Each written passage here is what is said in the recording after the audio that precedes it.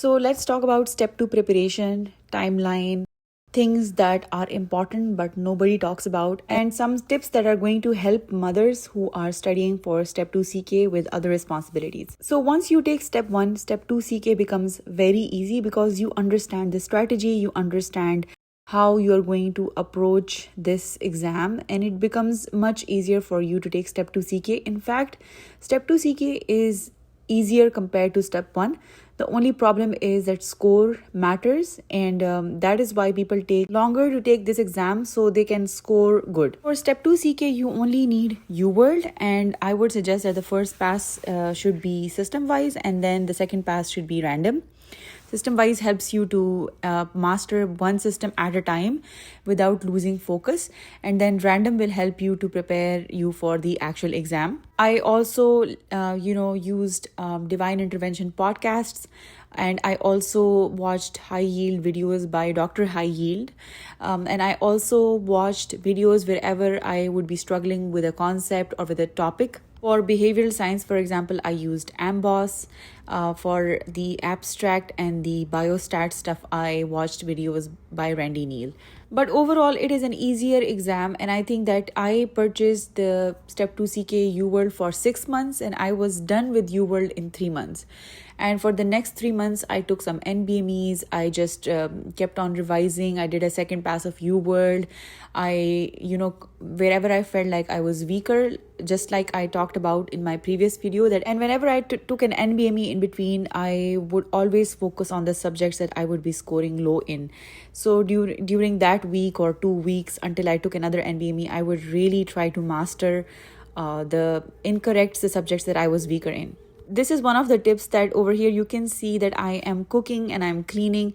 So, whenever something like that would happen, I would always play divine intervention podcasts or something on the TV or on YouTube. Whatever would be easier for me to be able to listen to the podcast and do something else in between. I would do the same when I would be walking with my kids, or whenever I took them to the park.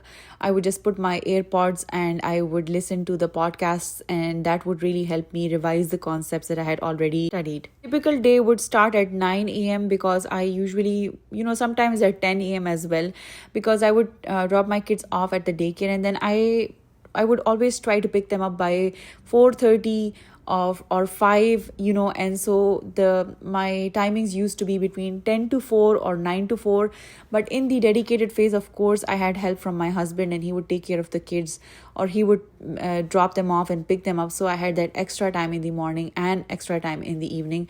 And the dedicated phase for me would be 1 month. So that would be 1 month of really trying to prolong my number of hours and trying to memorize things and trying to go through the high yield topics before I take the exam. I took the exam in 6 months. I was trying to rush to apply for match, and I didn't match that year. But really, that pressure, that pressure of applying for match really pushed me to take the exam earlier, and I think that was for the best.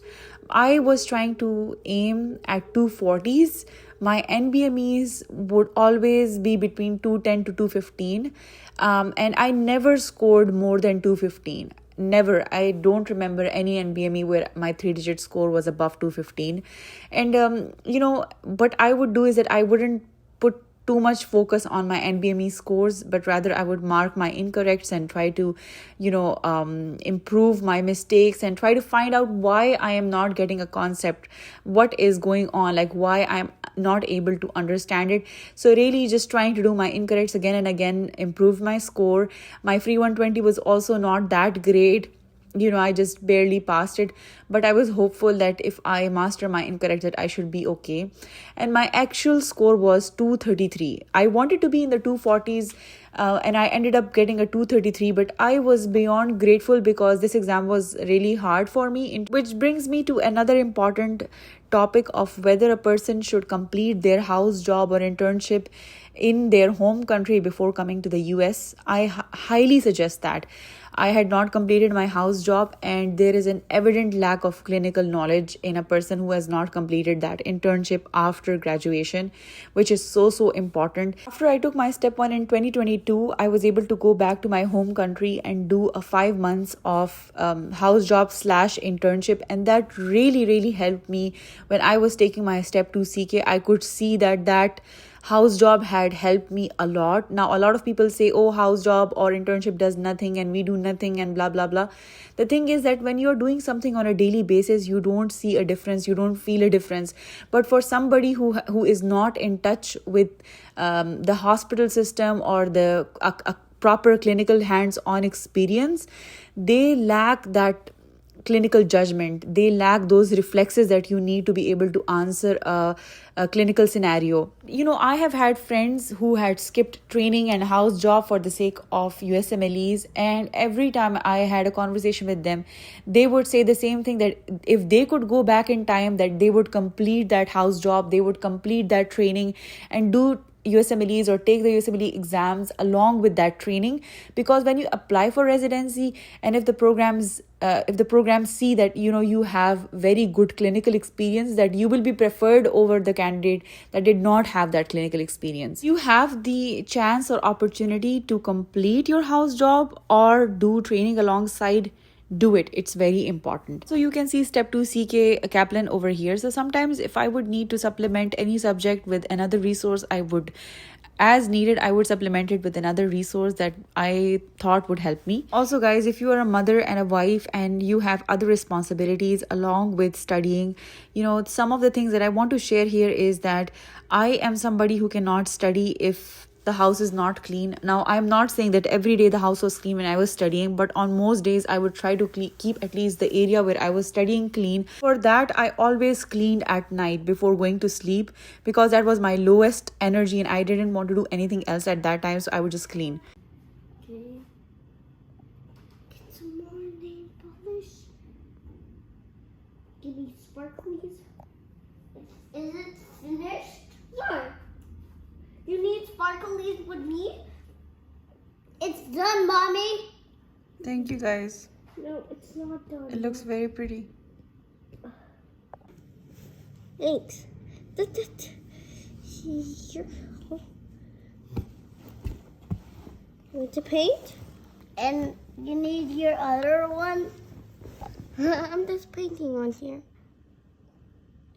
And now. Oh.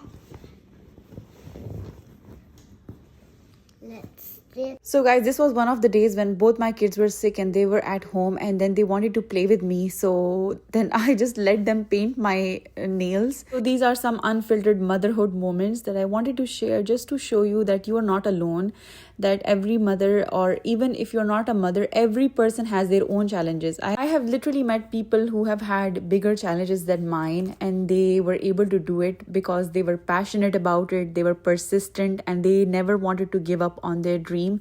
So these are some unfiltered moments from my life and some tips that I wanted to share with you, and you are not alone in this journey. There are a lot of people who have tread the same path, and the only thing that gets you through this path is a positive mindset, persistence, and the ability to navigate through challenges with a calm mind. I forgot that I also did some CMS forms, so please keep that in mind as well.